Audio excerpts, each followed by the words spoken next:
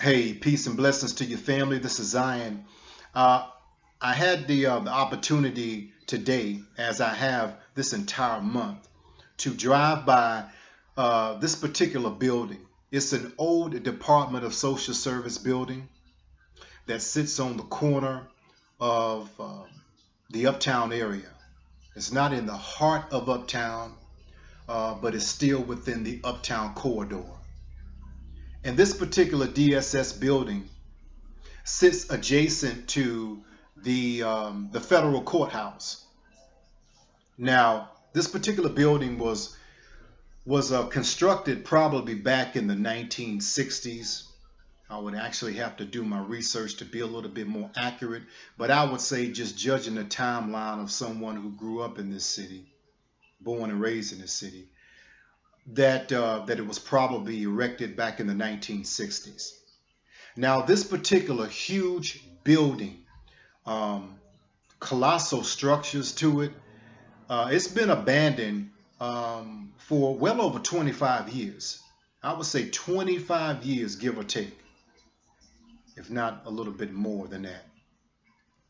And during this abandoned process or timeline, it's an eyesore. There are no windows. The windows have been broken.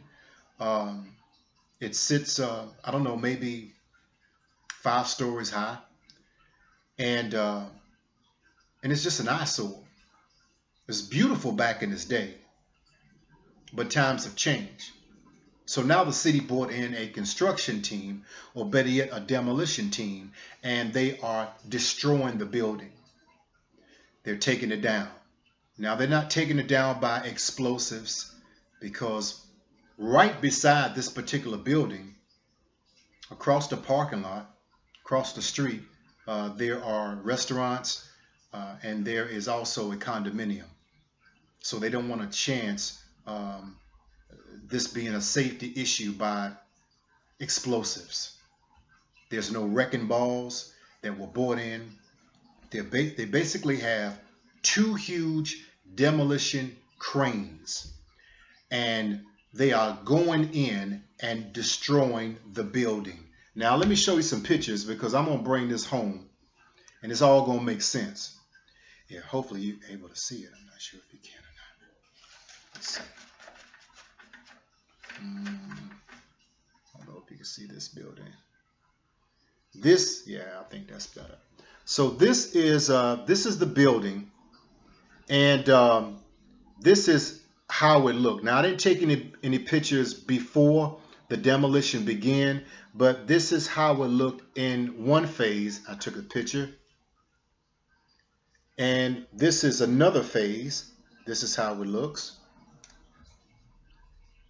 and this is another picture, and you can see the crane here, how it is going into the building to destroy it bit by bit.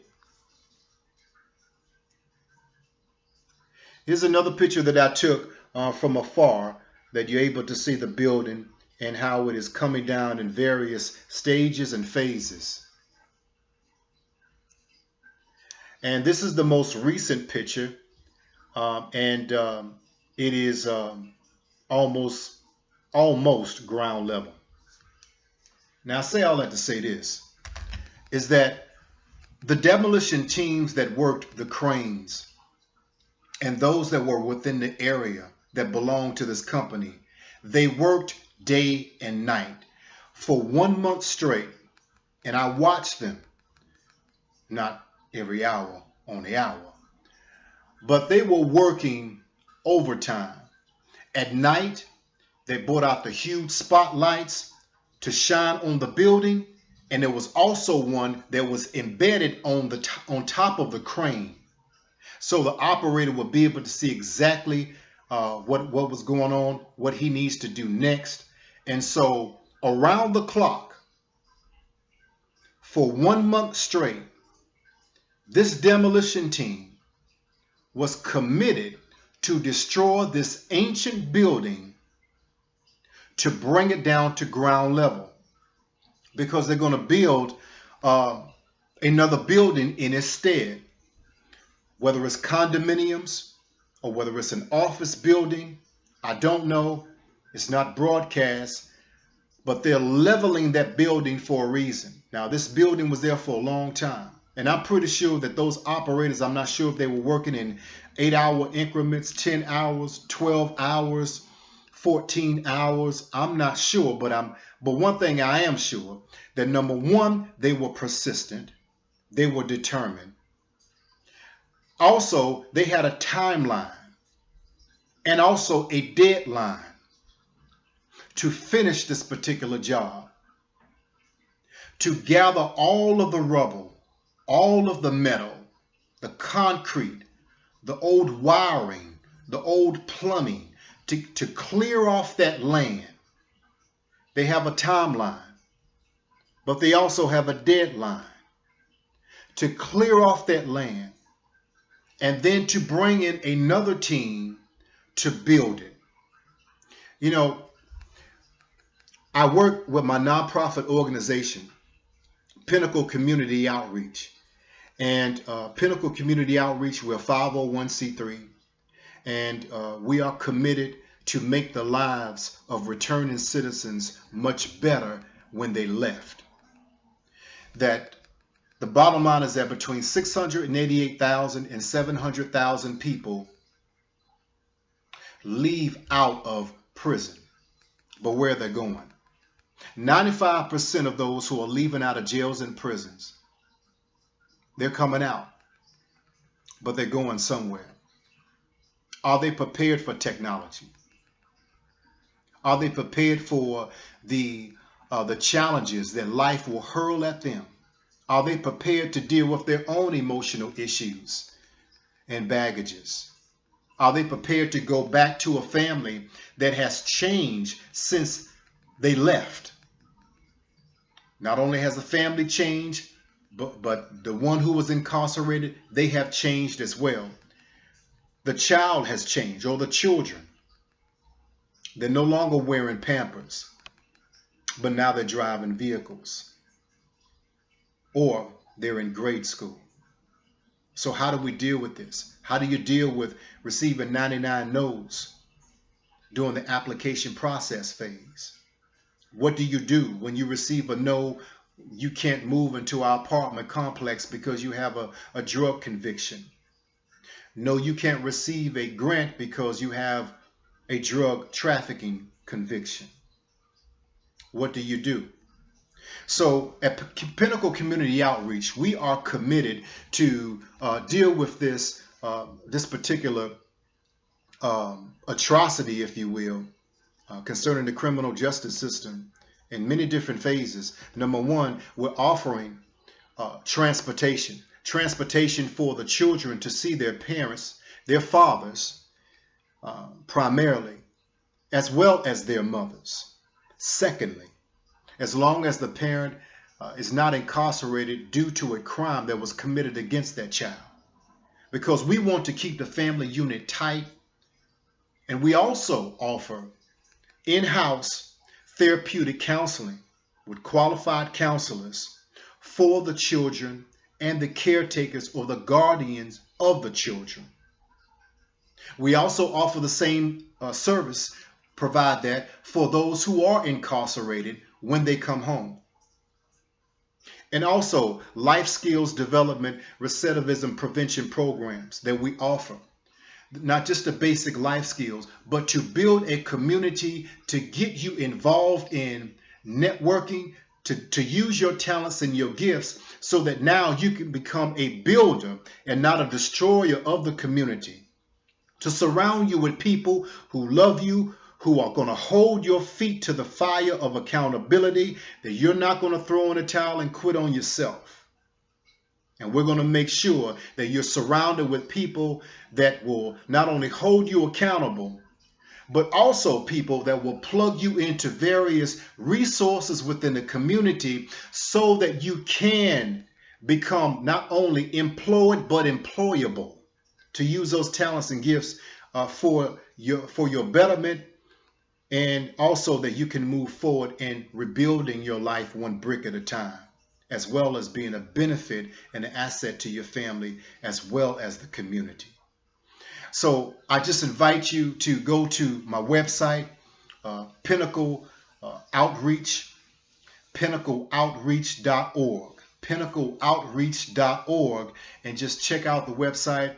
And we could definitely use your help as it relates to volunteers. We can definitely use your help as it relates to donations. And also adjacent to that, go to my own personal website. It's theshamefreelife.com, theshamefreelife.com. And the reason why I say that it runs adjacent to the nonprofit is because a lot of these men, a lot of these women, and a lot of these youth have shame-based issues that need to be dealt with. Whether it's shame that's dealing with rejection issues, low self-esteem, a distorted self-image of how they see themselves. So how you conduct yourself is indicative to how you actually see yourself or envision yourself. So go to theshamefreelife.com as well. So I'm pulling all this in together. The pictures that I showed you earlier, a demolition team was brought in to level this building that was there for a long time. For decades it existed. Now it is being brought to ruin and to rubble.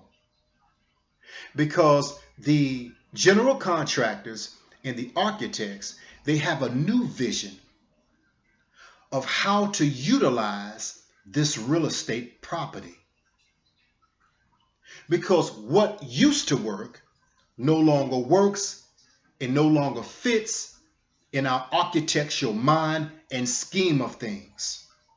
We're going to build something that is better, something that is new and improved, and something that now speaks to the time and the age that we're in. So this building from the 1960s that was good for then, in that era, that it was good for the 1970s, and it even worked in the 1980s, but it became obsolete in the 1990s and is definitely obsolete right now in 2019. It doesn't fit in our scheme of things of how this property can best be utilized. And not only that, it would take far more money to go in and renovate this huge abandoned building. It would be much too costly, cost too much from a manpower standpoint to exhaust all of our resources into this defunct colossal of a building, rather than to destroy it, clear off the land, and start all over fresh in rebuilding one brick at a time. Isn't life like that as well in our lives like this? I'm pretty sure that those workers that work tirelessly around the clock, 24/7, to level this huge building, brick by brick, they were tired. Many of them wanted this project to be over, but they were very determined and they were persistent to dismantle that colossal mammoth building one brick at a time. Because a new plan had to be implemented. I want to encourage you, as I encourage myself. I want to encourage you, and I want you to share this with your circle of friends. Just share it, comment on it.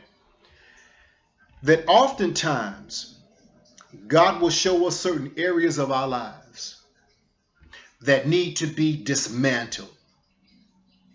We've had a certain attitude for a long time, for decades. We've had a certain lifestyle or practice that is not beneficial to us. It doesn't represent what He has called us to.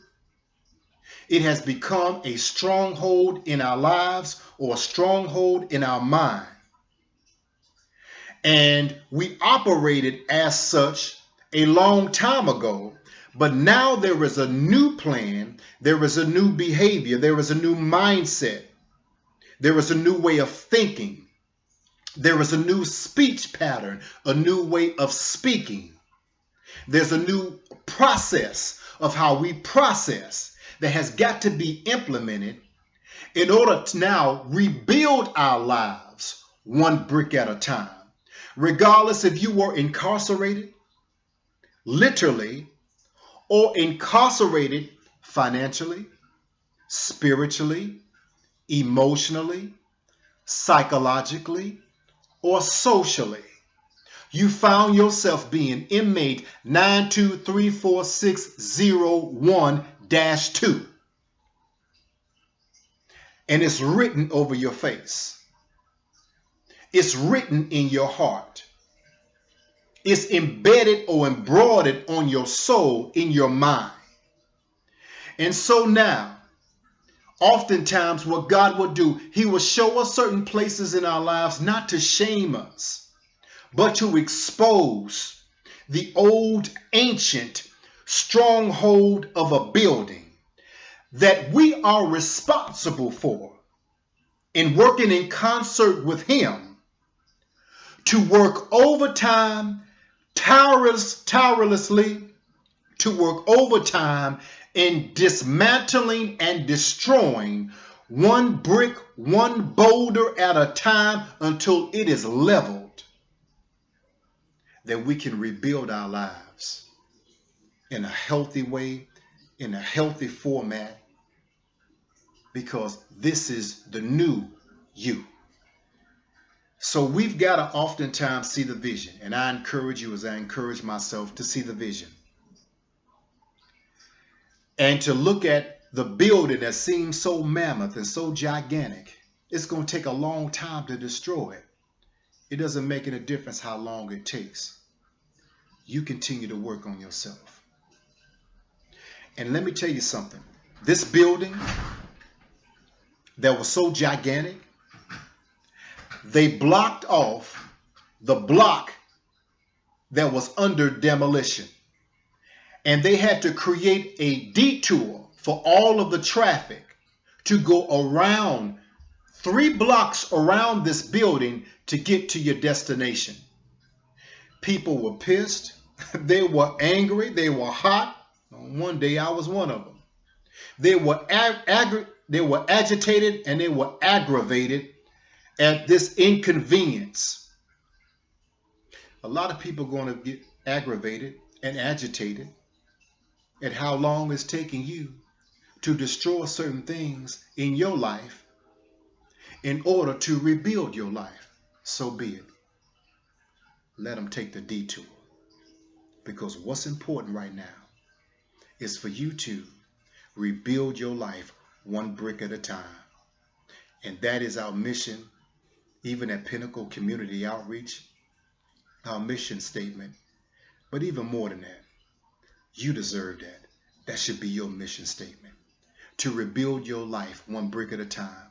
And oftentimes, in order to build or rebuild our lives, we have to destroy some things, then rebuild it on a solid foundation. Peace and blessings. Love you to life.